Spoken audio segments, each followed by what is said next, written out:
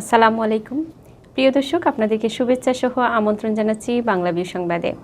সাথে আছি আমি ইসমতারা জাহান। প্রতারণার অভিযোগে সিলেটে বহুল আলোচিত রিজেন্ট হাসপাতালের চেয়ারম্যান মোহাম্মদ শাহেদ করিমের বিরুদ্ধে আরেক মামলা।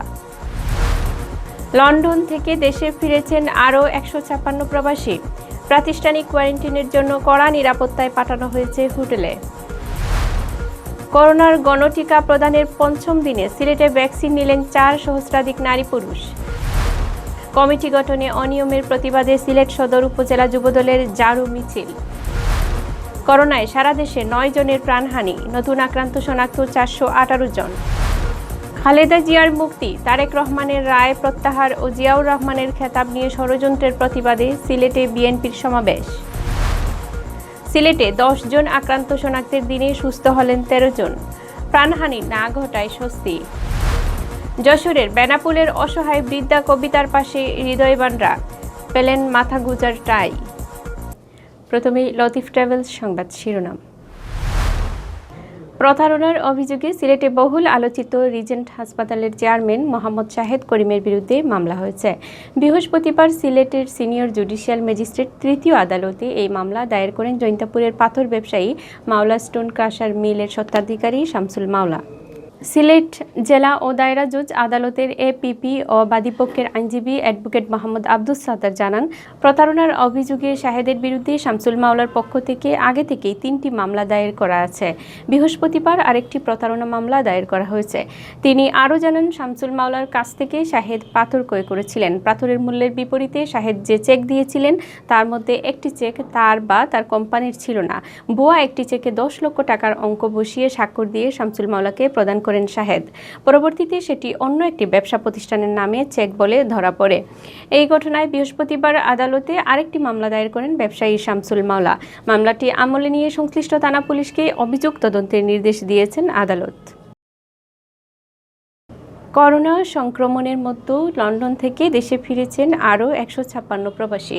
বৃহস্পতিবার সকালে বাংলাদেশ বিমানের একটি ফ্লাইটে তারা দেশে ফিরেন। এর মধ্যে সিলেটের 122 জন প্রবাসী যাত্রী ছিলেন, বাকিরা ছিলেন দেশের অন্যান্য জেলার। সকাল 10টায় লন্ডনের হিথ্রো থেকে আসা বাংলাদেশ বিমানের ফ্লাইটটি ওসমানী আন্তর্জাতিক বিমানবন্দরে অবতরণ করে। ওসমানী বিমানবন্দরে নামিয়ে দেওয়া হয় সিলেটের 122 যাত্রীকে। এরপর স্বাস্থ্য পরীক্ষা ও ইমিগ্রেশন শেষে কঠোর নিরাপত্তার মধ্য দিয়ে তাদেরকে নিয়ে যাওয়া হয় হোটেলে। সরকারি নির্দেশনা মতো 7 দিন তাদেরকে কোয়ারেন্টাইনে থাকতে হবে। এদিকে সিলেটের যাত্রীদের নামিয়ে দিয়ে বাকি 34 জনকে নিয়ে বিমানের ফ্লাইটটি ঢাকাস্থ হযরত শাহজালাল রহমতুল্লাহ আন্তর্জাতিক বিমানবন্দরের উদ্দেশ্যে রওনা হয়।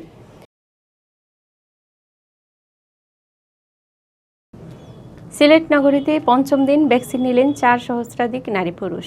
সিলেটে এএমজি উসমানী মেডিকেল কলেজ হাসপাতালে স্থাপিত 12টি, সিলেট বিভাগীয় পুলিশ হাসপাতালে 1টি, বিজিবি ক্যাম্পে 1টি ও র্যাব 9 সদর দপ্তরে 1টি বুথে ভ্যাকসিন নেন তারা।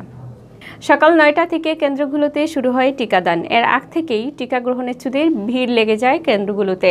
বিকেল 3টা পর্যন্ত সিলেট নগরীর 4টি টিকা কেন্দ্রের 15টি বুথে টিকা নেন 4075 জন। এর মধ্যে Sylhet AMG Usmani medical college হাসপাতালে 3367 জন টিকা নিয়েছেন। এদের মধ্যে পুরুষ 1932 জন ও নারী 1435 জন। সিলেট বিভাগীয় পুলিশ হাসপাতালে করোনা ভ্যাকসিন গ্রহণ করেছেন 300 নারী পুরুষ।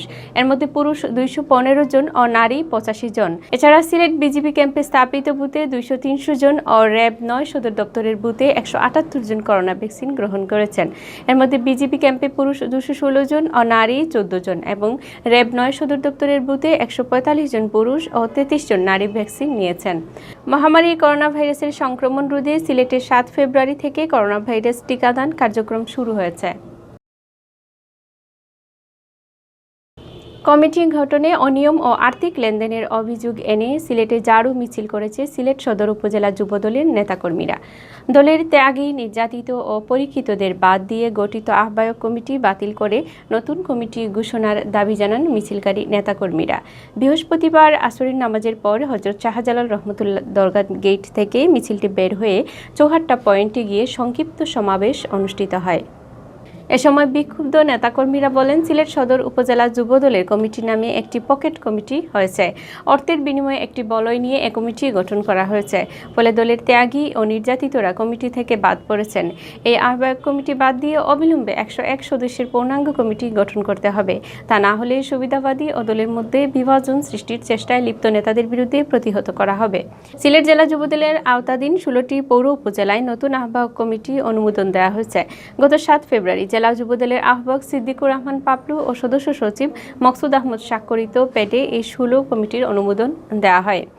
এর মধ্যে সিলেট সদর উপজেলার 48 সদস্য বিশিষ্ট আহ্বায়ক কমিটির অনুমোদন দেওয়া হয়। তবে বাকি কমিটিগুলোর বিষয়ে এখন পর্যন্ত কোনো আপত্তি না আসলেও সিলেট সদর উপজেলা যুবদলের একাংশের নেতাকর্মী নব কমিটি প্রত্যাখ্যান করে বৃহস্পতিবার নগরীতে ঝাড়ু মিছিল ও বিক্ষোভ প্রদর্শন করেন। হঠাৎ করে দেখা যায় যে যারা কমিটি আসছে, আসলে এই ধরনের কমিটি আমরা আশা করি নাই। যারা এই কমিটিতে দিয়েছেন ইনশাল্লাহ তাদেরকে আমরা বলবো যে আপনারা কমিটি প্রত্যাহার করেন ও নতুন করে একটা কমিটি দেন, 101 সদস্য বিশিষ্ট কমিটি দেন। দয়া করে যারা এই সাথে দলের সাথে সম্পৃক্ত আছে তাদেরকে দিয়ে একটি কমিটি দেন, এই আশা আমি ব্যক্ত রাখি। করোনা ভাইরাসে আক্রান্ত হয়ে গেল 24 ঘন্টায় সারা দেশে মৃতের সংখ্যা ছিল 2 অঙ্কের নিচে। বুধবার মারা যাওয়া 9 জনের মধ্যে 5 জন পুরুষ ও 4 জন নারী। এ নিয়ে ভাইরাসটিতে মোট মৃতের সংখ্যা দাঁড়ালো 8,248 জনে। এই সময়ে করোনা শনাক্ত হয়েছে 418 জনের। এ নিয়ে দেশে মোট করোনা আক্রান্তের সংখ্যা 5,39,571 জনে দাঁড়ালো। বৃহস্পতিবার বিকেলে স্বাস্থ্য অধিদপ্তরের অতিরিক্ত মহাপরিচালক অধ্যাপক ডাক্তার নাসিমা সুলতানা স্বাক্ষরিত করোনা বিষয়ক এক সংবাদ বিজ্ঞপ্তিতে এই তথ্য জানানো হয়। বিজ্ঞপ্তিতে বলা হয়, গেল 24 ঘন্টায় দেশের 210টি ল্যাবে 15,307টি নমুনা সংগ্রহ করা হয়। আগের কয়েকটি ও 15,776টি নমুনা পরীক্ষা করা হয়। এ নিয়ে মোট নমুনা পরীক্ষার সংখ্যা দাঁড়ালো 38,08,017টি। রাজধানী সহ দেশের বিভিন্ন হাসপাতাল ও বাড়িতে উপসর্গবিহীন রোগী সহ গেল 24 ঘন্টায় সুস্থ হয়েছেন 681 জন। এ পর্যন্ত মোট সুস্থ হয়েছেন 4,85,971 জন। গেল 24 ঘন্টায় নমুনা পরীক্ষার হার 2.065%। এ পর্যন্ত নমুনা পরীক্ষা বিবেচনায় শনাক্তের হার 14.17% ও শনাক্ত বিবেচনায় সুস্থতার হার 90.07%। এছাড়া শনাক্ত বিবেচনায় মৃতের হার 1.53%। 2020 সালের 8 মার্চ দেশে প্রথম করোনা ভাইরাসে আক্রান্ত রোগী শনাক্ত হয়। প্রথম করোনা রোগীর মৃত্যু হয় এর 10 দিন পর। কেন্দ্রীয় কর্মসূচির অংশ হিসাবে সিলেটে বিক্ষোভ সমাবেশ করেছে সিলেট জেলা ও মহানগর বিএনপি। খালেদা জিয়ার নিঃশর্ত মুক্তি, তারেক রহমানের মামলার রায় প্রত্যাহার ও সাবেক রাষ্ট্রপতি জিয়াউর রহমানের খেতাব নিয়ে ষড়যন্ত্রের প্রতিবাদে বৃহস্পতিবার এ সমাবেশ অনুষ্ঠিত হয়। বিকেল 3টায় রেজিস্ট্রি মাঠে অনুষ্ঠিত সমাবেশে বক্তারা বলেন, সরকার বিএনপি ও জিয়া পরিবার নিয়ে একের পর এক ষড়যন্ত্র করে যাচ্ছে। নড়াইলের আদালতে যে রায় দেওয়া হয়েছে তা সম্পূর্ণ রাজনৈতিক উদ্দেশ্যে প্রণোদিত। এই ষড়যন্ত্র বন্ধ না হলে দেশের সাধারণ মানুষকে সাথে নিয়ে বিএনপি দুর্বার আন্দোলন গড়ে তুলবে। মহানগর বিএনপির সভাপতি নাসিম হোসেনের সভাপতিত্বে ও ভারপ্রাপ্ত সাধারণ সম্পাদক আজমল বক্ত চৌধুরী সাদেকের পরিচালনায় বিক্ষোভ সমাবেশে বক্তব্য রাখেন বিএনপি নেতা হুমায়ুন কবির শাহিন, রাজাউল হাসান কয়েস লুদি, অধ্যাপিকা সামিয়া বেগম চৌধুরী, এমদাদ হোসেন চৌধুরী, অ্যাডভোকেট আতিকুর রহমান সাবু, হুমায়ুন আহমদ মাসুক, মহানগর যুবদলের আহ্বায়ক নজিবুর রহমান নজিব।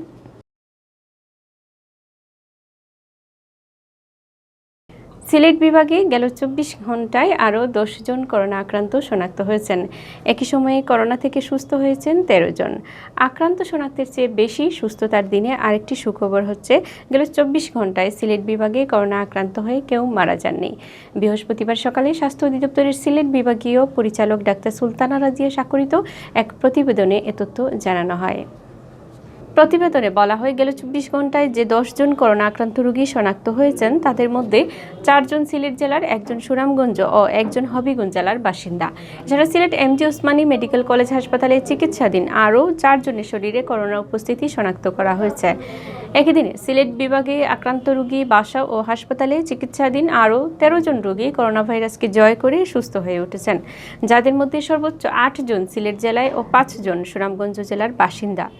স্বাস্থ্য অধিদপ্তরের সিলেট বিভাগীয় অফিস সূত্রে জানা যায়, বৃহস্পতিবার সকাল 8টা পর্যন্ত সিলেট বিভাগে করোনা প্রমাণিত রোগীর সংখ্যা 16,084 জন। এর মধ্যে সিলেট জেলায় অর্ধেকেরও বেশি 9,628 জন।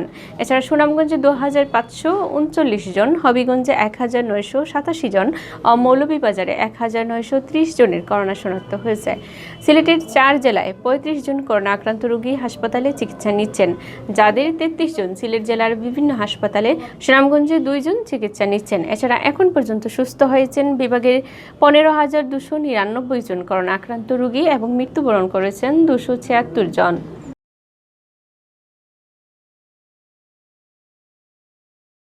শীতল আবহাওয়া, খোলা আকাশের নিচে খেজুর গাছের নিচে জবুতবু হয়ে শুয়ে থাকতেন কবিতা নামের এক বৃদ্ধা। অনাহারে অর্ধাহারে দিন কাটত তার, দান অনুদান আর করুণায়। কোনোদিন খাবার না মিললে জলাশয় থেকে কাঁকড়া ধরে এনে নিবারণ করতেন ক্ষুধা। যশোরের বেনাপোলে বৃত্তি আঁচড়া গ্রামের মাহমুদুল হাসানের ফেসবুক ওই বৃদ্ধার ছবি দেখে কবিতাকে দেখতে ছুটে আসেন উদ্ভাবক মিজানুর রহমান, বাড়িয়ে দেন সহযোগিতার হাত। এর আগে একদিনকে আমরা আমাদের কিছু বন্ধুবান্ধব মিলে ওনাকে পেঁয়াজ, ঝাল, তেল মানে বিভিন্ন ধরনের শুকনো খাবার দিই, খাই। এগুলো দেওয়ার পরে আর তারপরে একদিনকে আমাদের নিজের ক্ষেতের থেকে কালি মানে তরি তরকারি এসবগুলো দিয়ে দেয়। তারপরে আঙ্কেল এসে এনারা এই ব্যবস্থাটা। 8 মাস কাঁকড়া খেয়ে খোলা আকাশের নিচে জীবনযাপন করা বৃদ্ধা কবিতার সংবাদ প্রকাশের পর সাহায্যের হাত বাড়িয়ে দিয়েছেন প্রবাসী সহ অনেকেই। কবিতার গড় নির্মাণের জন্য জমিদান করেছেন মোহাম্মদ আবদুল্লাহ মোল্লা স্বপন। ঘর তৈরির কাজে স্বেচ্ছায় শ্রম দিয়েছেন অনেকেই। এটা আমি যারা ভিক্ষুক তাদের মুখে শুনেছি, কিন্তু আমাকে এই যে হাজার হাজার টাকা মানুষ দিচ্ছে, কি দেখে দিচ্ছে? আল্লাহ রাব্বুল আলামিনের ইশারায় দিচ্ছে। তো আমি আর বেশি কথা বলবো না। সকল মিডিয়া পরিবারকে ধন্যবাদ জানাই। মিডিয়া পরিবারের মাধ্যমে এই কাঁকড়া খাওয়া মা আজকে প্রবাস থেকে দেখছে, তারা সহযোগিতার হাত বাড়াচ্ছে, আমরা তার পাশে এসে দাঁড়াচ্ছি। আজ তার সন্তানের মতন সে সন্তান বলে স্বীকার করে নিয়েছে এবং এই মায়ের যতদিন বেঁচে থাকবে ততদিন এই দায়িত্বভার আমি নিলাম। শুক্রবার দুপুরে ফিতা কেটে ও দোয়া অনুষ্ঠানের মাধ্যমে মা কবিতা শান্তি নিবাস এর শুভ উদ্বোধন করা হয়। দেশের সেরা উদ্ভাবক মিজানুর রহমানের সভাপতিত্বে এতে প্রধান অতিথি হিসাবে উপস্থিত ছিলেন গদখালী ইউনিয়নের তরুণ সমাজসেবক আলমগীর হোসেন। এখন এই জায়গাটা এই মহিলাটা অনেকদিন আছে, তারপরে এখন খুব কষ্টজনক জীবনযাপন করেছে। তারপরে এখন আমরা উদ্যোগটা নিয়েছি, নেওয়ার পরে আমি জায়গাটা দিয়েছি, সবাই মিলে ঘর তৈরি করে দিয়েছি আর সর্ববিদিত দেখব। এতক্ষণ শুনছিলেন বাংলাভিউর রাতের সংবাদ। এরপর প্রচারিত হবে সিলেটের আঞ্চলিক সংবাদ। দেখার আমন্ত্রণ রইল। সাথে থাকার জন্য ধন্যবাদ।